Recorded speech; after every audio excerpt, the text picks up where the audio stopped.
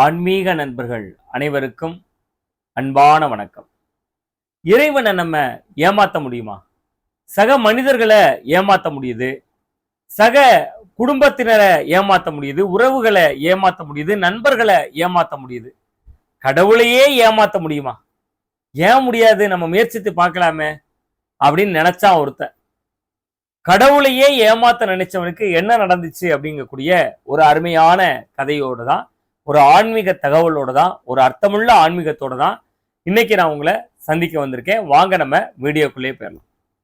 பொதுவா நாராயணியம் அப்படிங்கக்கூடியத பாடின பட்டத்திரி ஒரு இடத்துல சொல்றாரு.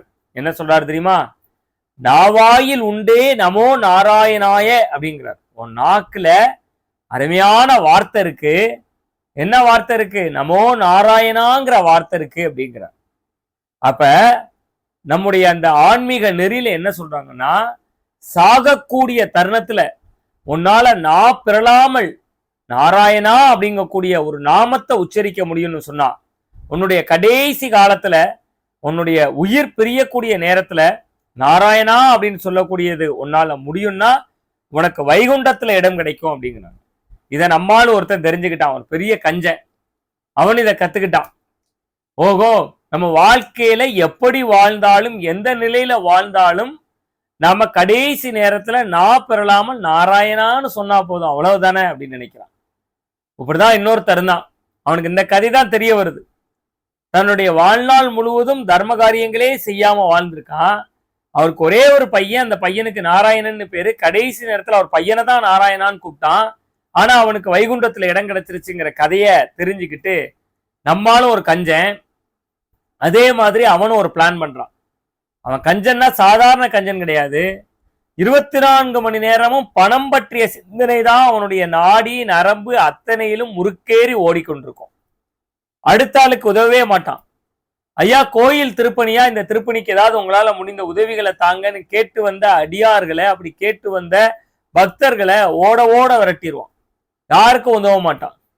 ஐயோ, இந்த பயாலு எச்சி கையில காக்கா கூட ஓட்ட மாட்டான் அப்படின்னு சொல்லுவாங்கல்ல, அந்த மாதிரி ஒரு ரகம்.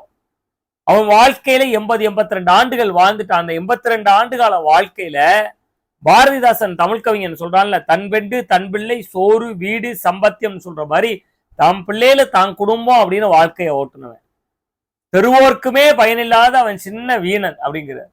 யாருக்குமே அவனால எந்த பலனுமே இருந்தது கிடையாது. ஆனா அவனுக்குள்ள ஒரு கணக்கு இருந்துச்சு. நான் எவ்வளவு கஞ்சனா இருந்தாலும், எவ்வளவு கருமையா இருந்தாலும், எனக்கு நரகத்துக்கு போயிடக்கூடாது, எனக்கு வைகுண்டத்துல இடம் வேணும், சொர்க்கத்துக்கு போயிடணும். அப்பதான் அவன் திட்டமிடுறான். இந்த கதை அவனுக்கு தெரியுது. சாகக்கூடிய நேரத்துல பெறலாமல் நாராயணான்னு சொன்னா போதும், இப்படி தன் பையனை கூப்பிட்ட ஒருத்தருக்கே மோட்சம் கிடைச்சிருக்கு அப்படிங்கிறத தெரிஞ்சுக்கிட்டு வளவதவதான அவருக்கு 4 ஆம்பளை பசங்க. 4 பேருக்குமே பகவான்களுடைய திருநாமத்தையே சூட்டிட்டான். ஒரு பையனோட பெயர் கண்ணன், ஒரு பையனோட பேர் கோவிந்தன், ஒரு பையனோட பேர் கோபாலன், ஒரு பையனோட பேர் நாராயணன். அப்படியே பெயர் வச்சுட்டான். அப்ப அவன் மரண படுக்கைக்கு போயிட்டார் 82 வயசுல. கடவுள் சொல்றாரு, டாக்டர் சொல்றாரு, டாக்டர் ஒரு கடவுள் தானே, உயிர் எப்ப போகும்னு சொல்றாருல்ல. அவர் சொல்றாரு, உங்க அப்பா ரொம்ப நாள் பிழைக்க மாட்டாரு, இன்னும் ஒரு 2-3 நாள் வேணா இருப்பாரு அப்படிங்கிறார். இதை கேட்டுக்கிட்டே அந்த பெரிய பணக்கார கருமி சொல்றாரு, டே ஒருத்த மட்டும் என் கூட இருங்கடா, மற்றவங்க எல்லாம் போய் வேலையை பாருங்கடா அப்படிங்கிற. அவர் பெரிய நகைக்கடை, அந்த ஊர்ல பெரிய நகைக்கடை ஓனர். அவர் நகைக்கடை ஓனர் படுத்த படுக்கையாயிட்டார். அவர் இங்க படுத்திருந்தாலும் அவர் மனசு சிந்தனை எண்ணம் எல்லாமே அங்க செய்கூலி என்னாச்சு, சேதாரம் என்னாச்சு, அவர் இருக்க போறதே சில நாட்கள் தான். அதை பத்திலாம் அவர் யோசிக்கல. இதை பத்தியே அவருடைய சிந்தனைகள் ஓடிக்கிட்டு இருந்துச்சு. இந்த நிலையில இந்த நேரத்துல 2 நாள்ல உயிர் போயிருன்னு சொல்லிட்டாங்க. அப்ப கூட இருந்து அவர் பையன் நாராயணன் கவனிச்சுக்கிட்டு இருக்கான்.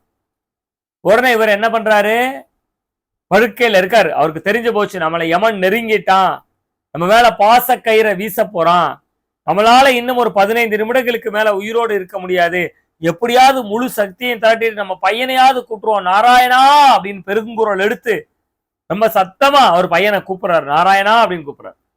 இன்னொரு அறையில இருந்த நாராயணன் விறுவிறுன்னு கூட வரான்.